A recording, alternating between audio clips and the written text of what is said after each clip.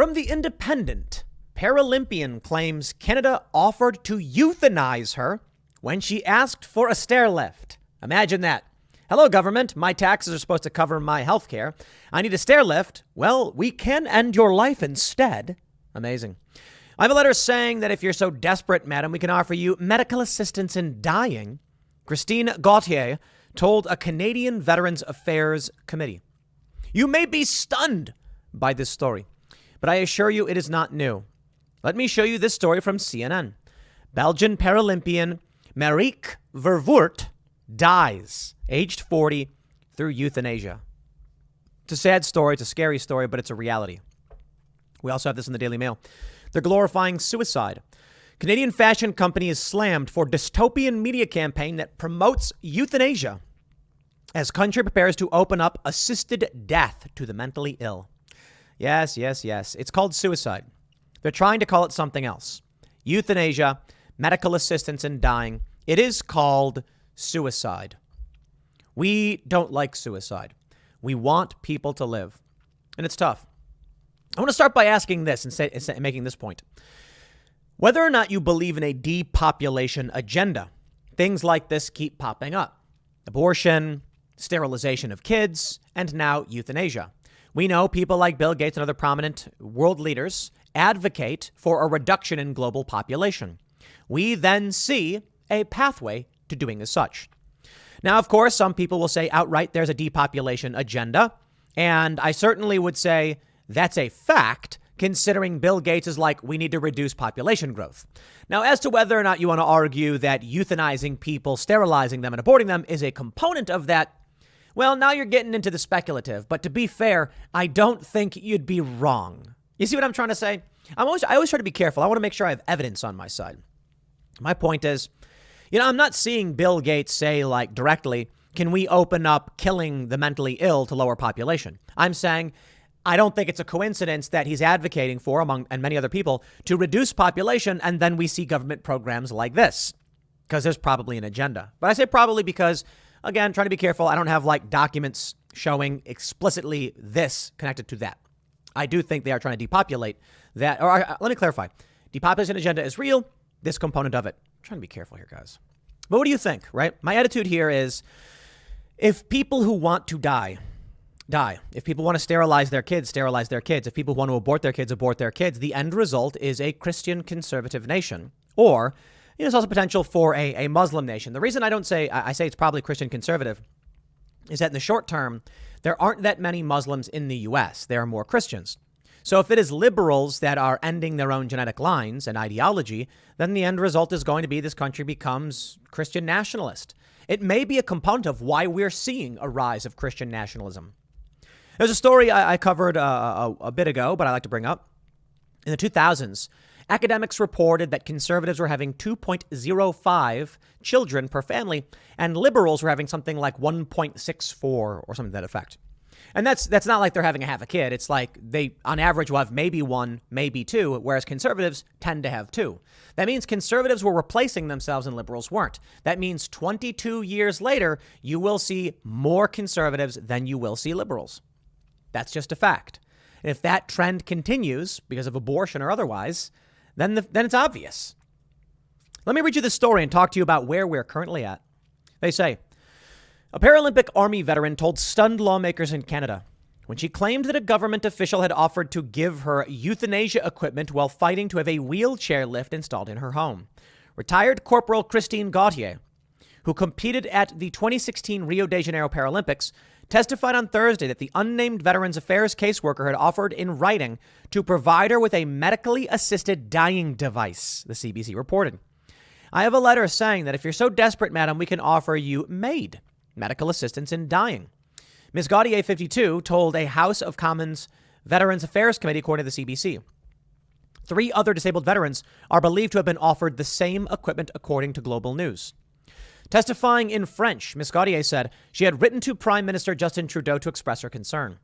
Mr. Trudeau said on Friday the incident was absolutely unacceptable. We are following up with investigations and we are changing protocols to ensure what should seem obvious to all of us, that it is not the place of Veterans Affairs Canada who are supposed to be there to support those people. I can't do it. Sorry. It's just the most annoying voice. Who stepped in to serve their country to offer them medical assistance in dying. Mr. Trudeau was reported as saying, medical assistance in dying has been legal in Canada since 2016 for terminally ill residents.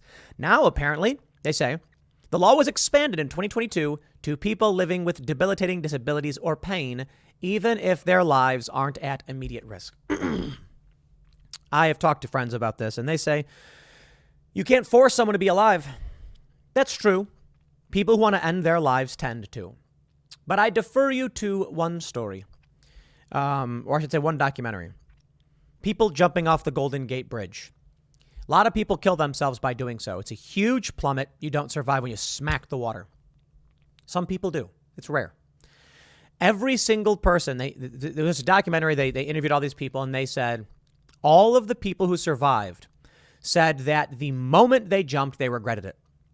Because they realized in that moment, all of their problems could be solved except having just jumped from the Golden Gate Bridge. It's a scary story. Now, this is a Paralympian, right? And there's an argument about people who have terminal illnesses who want to end their lives. That I get.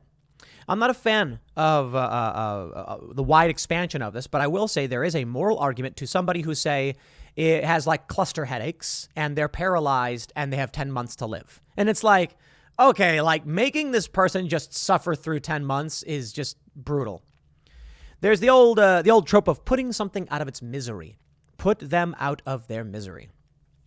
Now, the idea was you got like an animal and it gets hit by a car and it's wheezing and gasping and they're like, you got to put it out of its misery. You got to, kill the deer to stop its suffering. We recognize that. There's a difference here, though. It's one thing when someone is in misery and we are just paying to keep them alive and they're begging for death because of serious injury or debility. I understand those arguments. Not everybody agrees, mind you. But there's no argument, in my opinion, when someone is not at risk of dying, for the most part. I mean, even chronic pain, I get. But I don't know, man. There's emotional pain, there's physical pain. Take a look at this story from the New York Times, January 24th, 2022.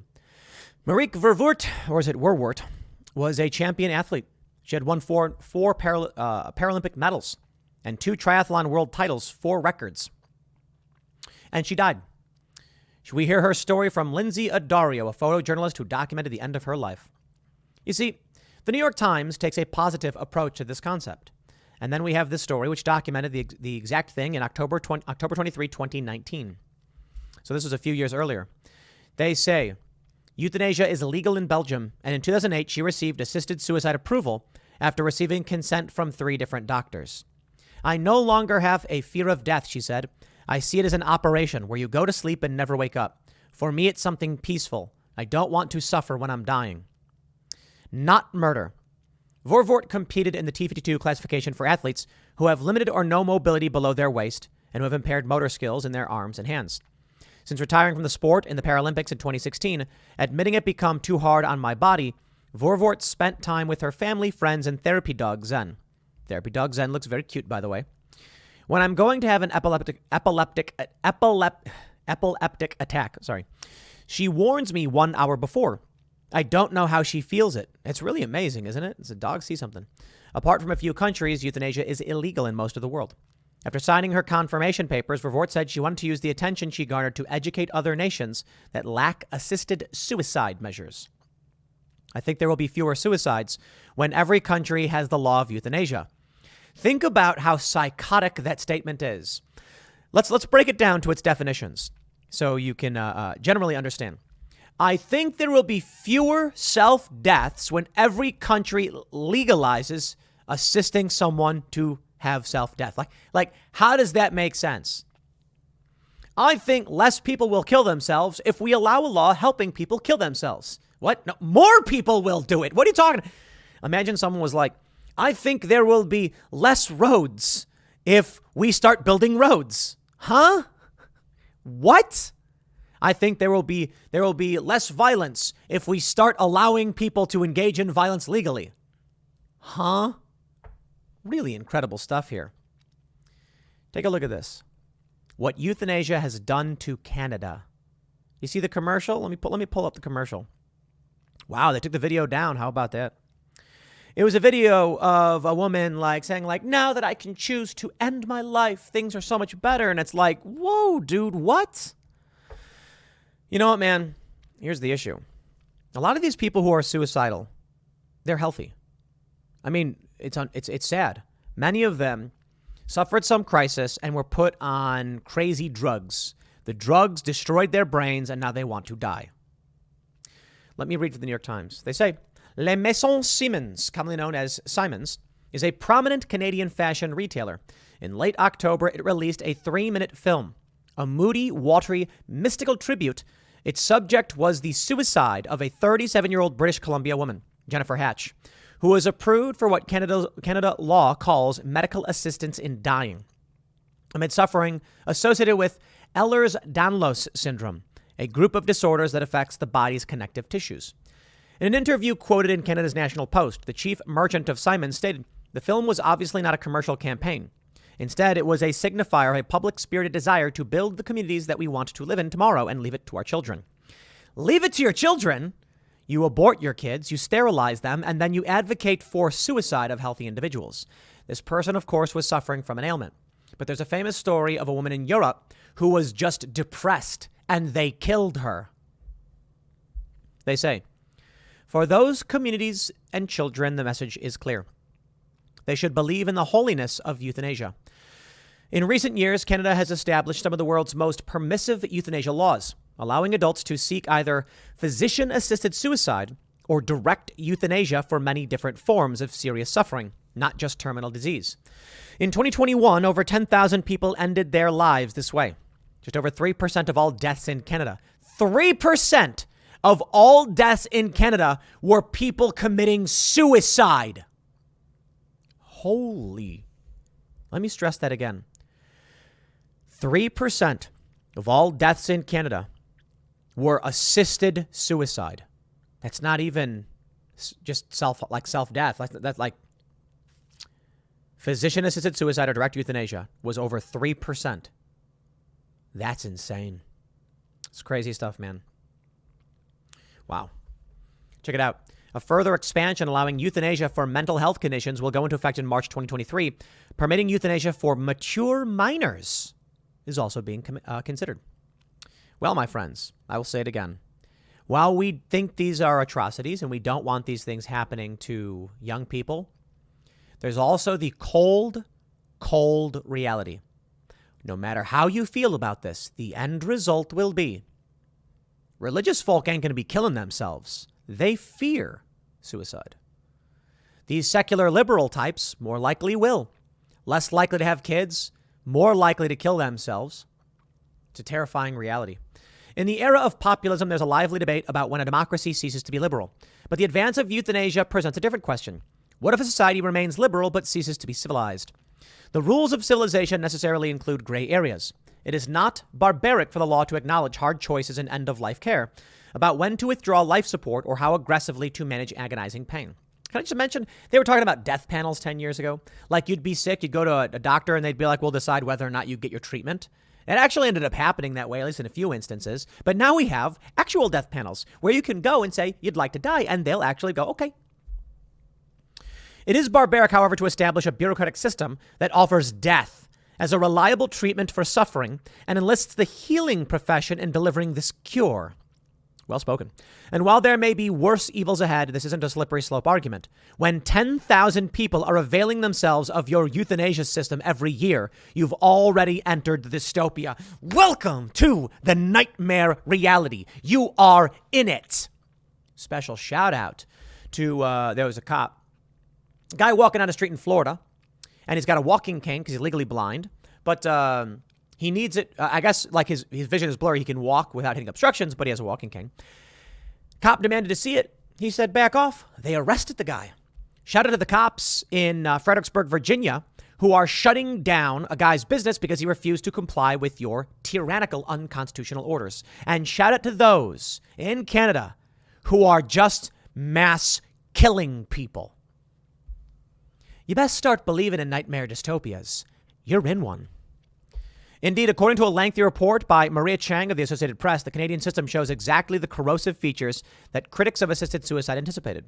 From healthcare workers allegedly suggesting euthanasia to their patients, to sick people seeking a quietus for reasons linked to financial stress. Holy crap. In these issues, you can see the dark ways euthanasia interacts with other late modern problems. The isolation imposed by family breakdown, the spread of chronic illness and depression, the pressures on aging, low birth rate societies to cut their healthcare costs.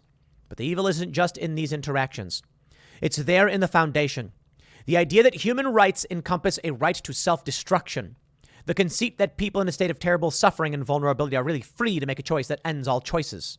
The idea that a healing profession should include death in its battery of treatments. These are inherently destructive ideas. Left unchecked, they will forge a cruel, brave new world, a dehumanizing final chapter for the liberal story. Hear, hear. Absolutely nightmarish to see what we are seeing right now, my friends. People who are suffering need help with their suffering. Some people are on their deathbed. That I get. Some people are depressed. Mature minors? Never. Never. Again, let me stress, there is a line. Someone on their deathbed, they've got a terminal illness, and we say, there's nothing we can do. Now, I still entertain the argument. I am not the arbiter of life and death or truth. And I entertain, there's an argument. We should not terminate people in any circumstances. I'll tell you why. There may be someone who is sickly. And the doctor says, this person, they're suffering from terminal cancer. So in the name of our country, we must kill them. Yeah, I know, it's like a little minor Trump there. I'm not trying to imply Trump wants this. No, I'm just saying a doctor might be like, no, they got to die. The person may be sitting there going like, doctor says I have a terminal disease. And then they kill them. Uh-oh. Turns out it wasn't terminal. This is a misdiagnosis. Whoopsie. Let's say there's somebody who is offered euthanasia.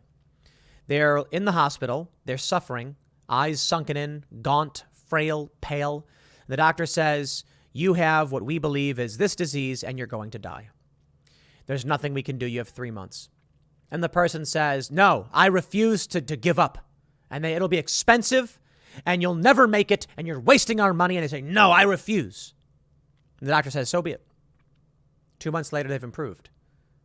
A month later, the doctor says, you know, we made a mistake. That's the problem. We want to help people to live by any means necessary. And this is the problem I have with the death penalty. Because let's say a lot of people come to me and they say, Tim, you know, someone who brutalizes children, like murders them, whatever, there's no excuse for that. And I'm like, you are completely right. Absolutely. And if we can't rehabilitate and this person is a threat to society, you are 100% correct. The problem? The institution of man trying to determine whether or not these claims are true and correct. Now, I can certainly understand if you as an individual are witnessing a person about to harm a child, and in defense of others, you use lethal force to end that person, that criminal psychopath. We don't want these things to happen, but sometimes it is a difficult choice that pains everyone when you have to end somebody. People make jokes online, but, you know, come on, man. And they say like, oh, I'd love, you know, we don't want children harmed. We don't want people to be victimized. When it comes to the government, they come to me and say, trust us. It's a bad man. Let us kill him. I go, no, I don't trust you. I don't care. I will not trust you. And I always say, like, who's the worst person? Kamala? Like, who's the worst government person? Kamala or John McCain? Imagine either of them came up to you and they were like, trust me, this person should die. I'd be like, no way. Never going to happen. You can tell me everything in the world. I'm not going to believe you. And that's the same issue I have here with euthanasia.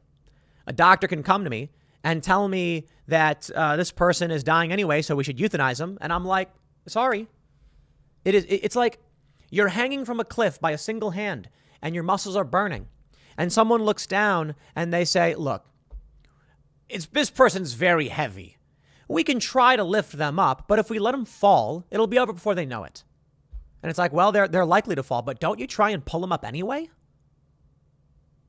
If someone is about to fall off a building and you're like, They're slipping. I probably can't save them. You still you risk your own life. You're like, I will try and grab them and pull them up. It's remarkable that this is where it's come to. Not so much in the U.S. because we are a large constitutionally protected country, but the idea is here, and it's expanding. From Europe to Canada, and now healthy young people. A woman in Europe who was just simply depressed. The doctor signed off saying, okay. She was a victim of a terror attack. She witnessed it. Gave her stress, anxiety and stress. So they pumped her full of crazy drugs. The drugs shattered her brain, and then she said she wanted to die. So they ended her life. The global population is going to shrink. And not for natural reasons, because of cultural reasons, because of things that we are engaging in. The idea that they would target children with this or young people is shocking. The idea that they would offer this to anyone, to me, is shocking. There's probably some circumstances where I would accept it. Over 70 years old with a terminal illness.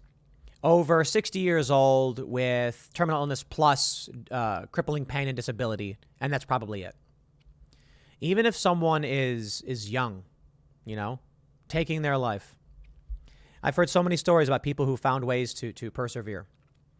I read about how a paraplegic 1 year after their accident and a lottery winner 1 year after winning register the same levels of happiness.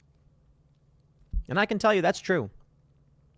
From the gutter to success, my view of the world, my happiness levels are stable. When I was sleeping in cars and trying to find food, I wasn't crying about it. I wasn't dancing about it. Just it was the way things were, and you adapt. And now that I'm running a big company and we're successful and we have more comforts, same thing. You feel the same way. Because life is just what it is, and you learn to survive. You adapt.